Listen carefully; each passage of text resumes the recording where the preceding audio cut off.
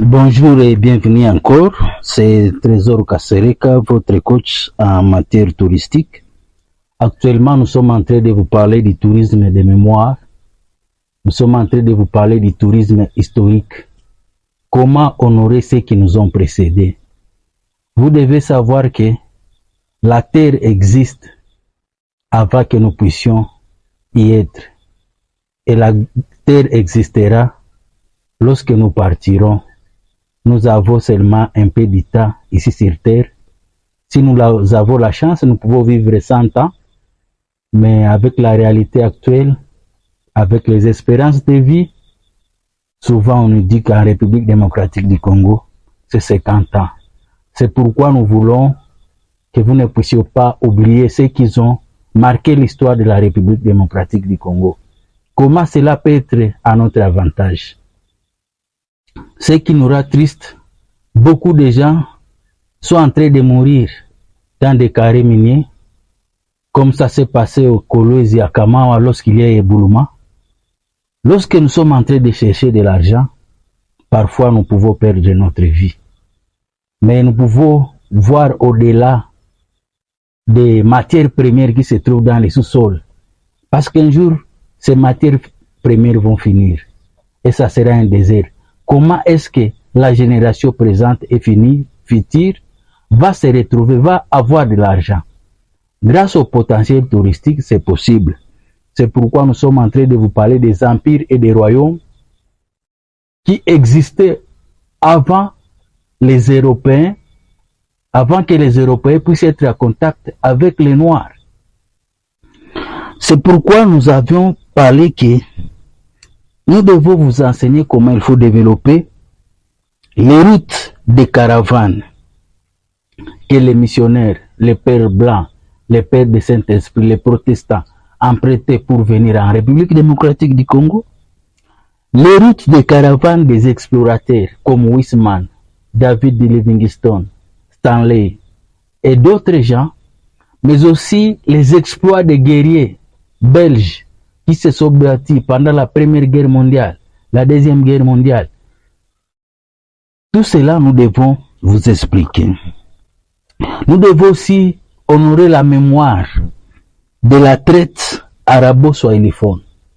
Vous devez savoir que en République démocratique du Congo, il y a eu deux sortes de traites au niveau de l'Atlantique, mais aussi au niveau de l'océan Indien. Nous avons des sites naturels, nous avons des grottes, nous avons des sommets de montagnes, nous avons des sources d'eau thermale, les chutes. Qu'est-ce que nous faisons avec tout ce que la nature, tout ce que Dieu nous a accordé? C'est pourquoi nous sommes en train de vous expliquer comment nous pouvons transformer cela, ces potentiels, en argent. Et vous devez savoir que la République démocratique du Congo, c'est un jardin qui soit sur la terre. Chaque territoire a des paysages, des cours d'eau, des chutes, des flores et des faunes abondantes et d'une beauté incomparable. Mais actuellement, ce que nous sommes en train de vivre, ce n'est pas ce qu'est la réalité. Donc, nous avons un grand problème au niveau de l'humain, au niveau de l'organisation. Parce que souvent, nous voulons être comme la Tanzanie, nous voulons être comme le Kenya, comme le Sénégal. Mais qu'est-ce que attend que nous les humains? Quels sont les intérêts que nous plaçons d'abord avant nos propres intérêts? Parce que tant qu'il y a la guerre, tant qu'il y a des troubles en République démocratique du Congo, c'est impossible de développer tout ce que je suis en train de vous dire. Les potentiels touristiques.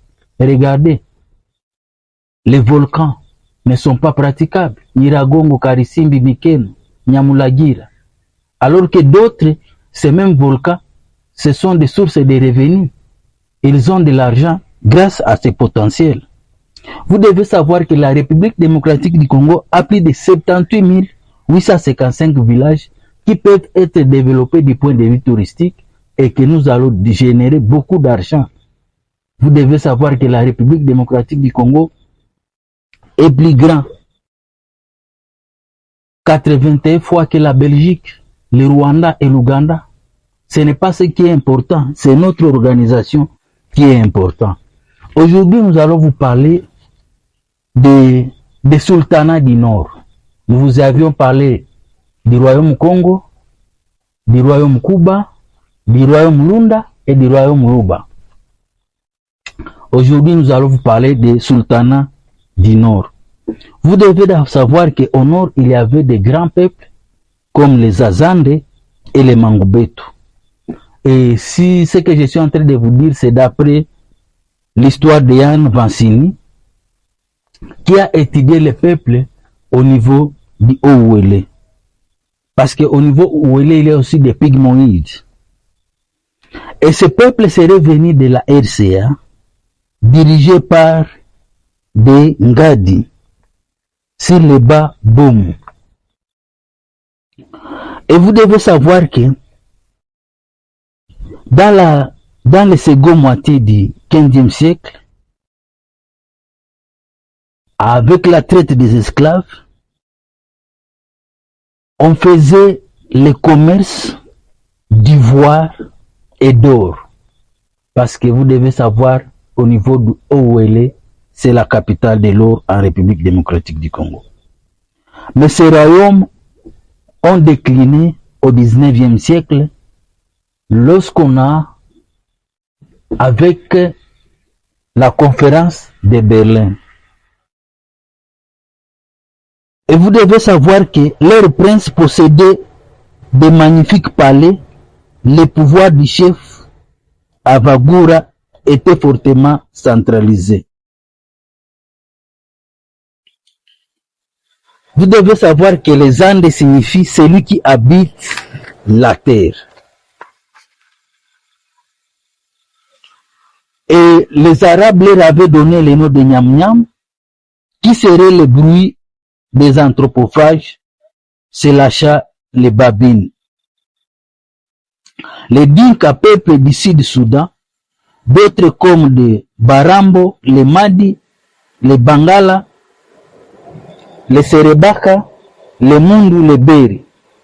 Vous devez savoir que l'explorateur Swanfrid a exploré les Haut-Ouélé. Et vous devez savoir que c'était des empires puissants qui avaient des groupes de guerriers indépendants. Pourquoi nous avions parlé des Azande? Vous devez savoir que les Azande, les grands explorateurs, les missionnaires ont écrit beaucoup sur ces peuples. C'est pourquoi il y a des gens qui veulent venir voir la réalité, ce qui se trouve au niveau du Haut-Ouélé, les prestiges historiques, les grottes, la population, ils veulent être avec eux. Lorsqu'ils sont en contact avec eux,